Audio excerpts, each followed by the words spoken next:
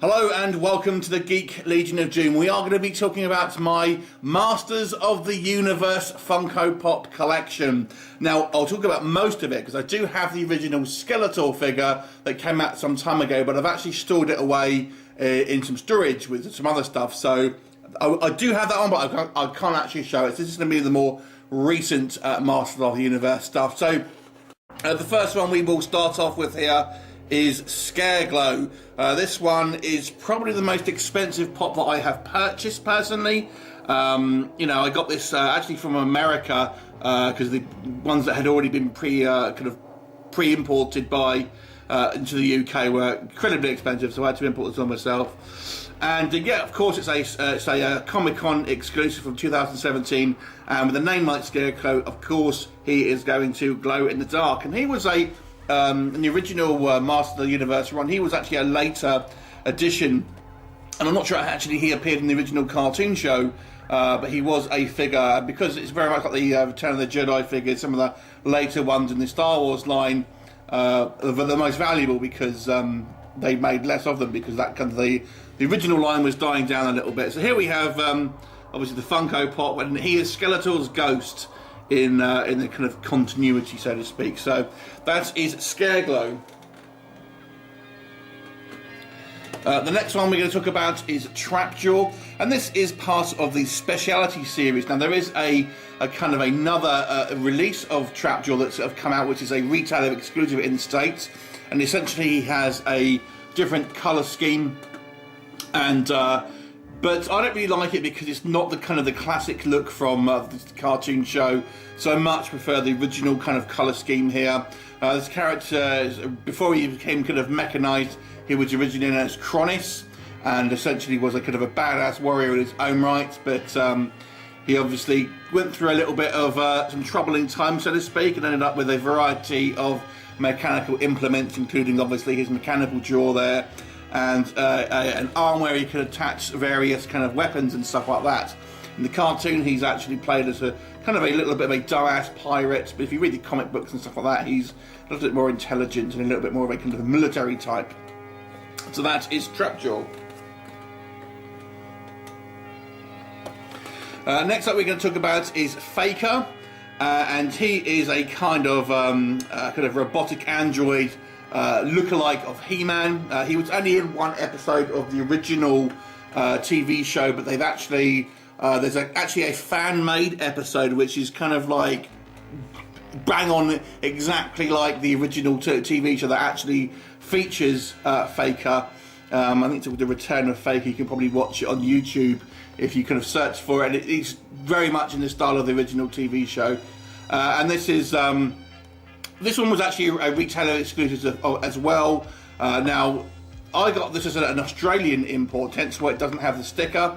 In Australia, they don't have that, but yeah, I just got this on Australia. Obviously, it's just really a He-Man pop, which is obviously kind of painted different colour, but you've got kind of the Skeletor body on there. But I quite like it. It's one of Skeletor's bad guys, and you'll notice all of my collection are the villains. I didn't get Spycore when he originally came out, because I didn't really understand why he released that random bad guy. Kind of wish I did now, but it's one I don't have. Next up we have evil-lyn, who is arguably the most powerful out of Skeletor's minions. Great character, and really one of the more intelligent kind of bad guys. So at the moment she doesn't have a kind of a variant or a kind of a rare version of her pop. I would imagine at some point she'll probably have like a glow-in-the-dark one. The original figure had like a yellow colour to it, and I wouldn't be surprised if we had a kind of like a different coloured version of her at some point, because to be kind of more in line with that. And I would imagine that's probably going to be what's going to be coming up the pipe in regards to evil-lyn. They may make it glow-in-the-dark even possibly as well. She does have kind of short white hair, an actual fact, under the helmet, so there could even be maybe a one with the her helmet off possibly, but that was very rarely seen, to be quite honest. Next up we have Beastman. I was never actually a huge Beastman fan of in the original cartoon. This one is a full convention exclusive, and it's a flop. It's actually my very first flopped pop. But it makes sense with Beastman. Obviously, he is called Furball. It has kind of a derogatory term in the cartoon quite a lot. So it makes sense that they've kind of given him this kind of like velvety finish there. Sorry that I haven't got the original, the standard one. I've just got the Phlox one. But Beastman is probably one, if the most well-known out of the kind of the Skeletor's henchmen, and he's kind of in the most continuities as one of the more kind of like prevalent members of the kind of the evil masters, so to speak. So that is Beastman.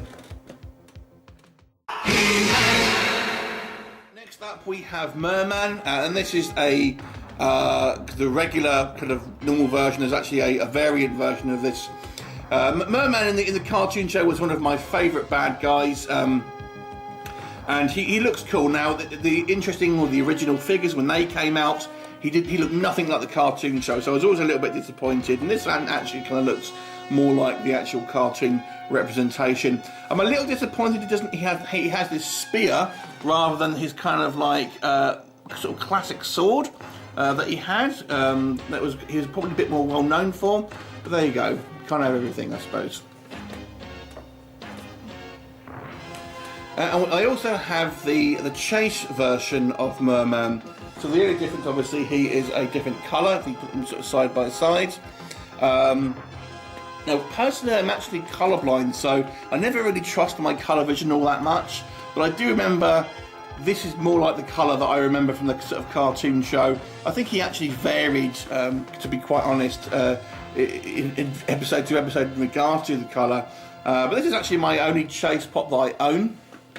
And obviously, I'm very happy to kind of get this one. And I do like Merman, and he's one of my favourite characters. I just need Triclops now, because he is my ultimate favourite of the bad guys, and he's the one original kind of villain that they haven't actually made. I'm sure they will do it at one point.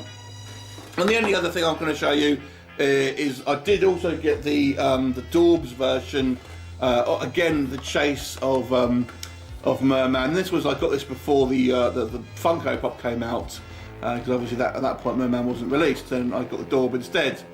It's my only Dorbs. I'm not a huge fan of them initially, but I just wanted to get something off Merman before I knew the pop was going to be released. And that concludes my Masters of the Universe Funko Pop collection as it stands at the moment. I haven't got any good guys, as you'll know, but I'm more interested in the bad guys, and obviously if there's a few more coming out I'll probably get, and I'll definitely be looking out for a Triclops if they do that.